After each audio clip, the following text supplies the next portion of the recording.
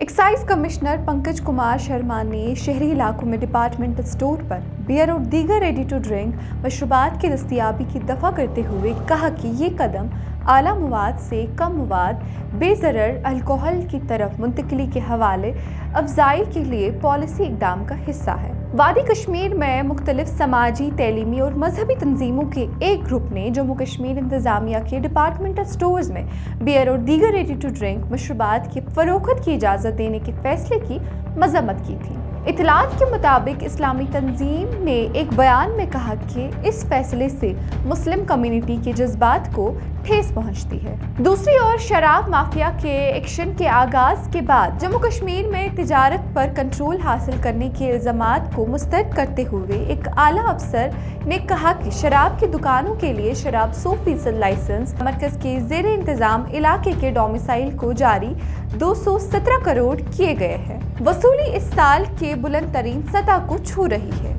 ओहदेदार के मुताबिक इस साल जम्मू कश्मीर की तरफ एक्साइज पॉलिसी सियाहती मकामात पर दुकानों को खोलने की सहूलियत फराहम करने पर बड़े जोर के साथ जारी की गई है ताकि छुट्टियां मनाने वालों को शराब तक रसाई में कोई दुश्वारी का सामना न करना पड़े। पंकज कुमार शर्मा ने कहा कि हमने इस साल जम्मू कश्मीर की एक्साइज पॉलिसी और जम्मू कश्मीर शराब के लाइसेंस और सेल्स रूल्स के तहत कुल 655 लाइसेंस जारी किए हैं। इन्होंने निशानदही की कि ई नीलामी के आगाज से पहले की मदद के मुकाबले में हासिल होने वाली आमदनी बहुत ज़्यादा है, जब वाइन शॉप लाइसेंसों की सालाना तजदीद फीस में सिर्फ 6 से 7 करोड़ रुपया वसूल किए जाते थे। जम्मू के 200 से ज़्यादा रवायती शराब के दुकानदार मुबैना तौर पर ई एक्शन में अपना कारोबार खो चुके हैं और ये इल्ज़ाम लगा रहे हैं कि इस तजारत को जम्मू कश्मीर से बाहर के शराब माफिया ने प्रॉक्सी बिडर्स के जरिए अपने कब्जे में लिया है।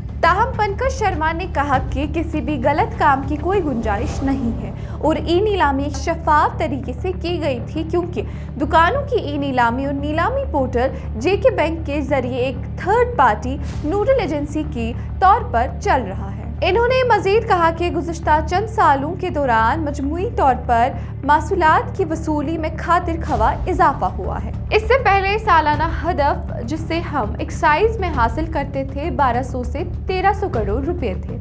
2021 और 2022 में हमने 1773 करोड़ रुपए की आमदनी हासिल की है, जबकि हम मौजूदा माली साल के इख्तिताम तक 1900 करोड़ रुपए की आमदनी की तवक्को कर रहे हैं।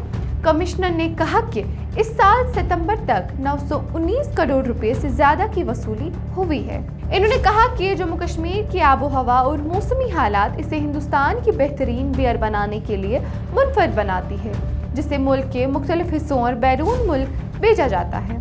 मरकज के ज़ेर इंतजाम इलाके से 700 करोड़ रुपए से ज्यादा की बियर बरामद की जाती है। महकमे ने इस साल 1.62 करोड़ सयाहों के रिकॉर्ड आमद के दरमियान साथी मकामात पर शराब के मजीद दुकानें खोलने का इरादा रखा है। इन्होंने कहा कि सयाती मकामात को सहूलियत फराहम करनी होगी, इस बात को यकीनी बनाने के लिए शराब की अदम दस्तयाबी की कोई शिकायत न हो। जम्मू और कश्मीर आलमी मयार के सयाती मकामात जैसे गुलमर्ग, पहलगाम, सोनमर्ग और पटनी टॉप का घर है।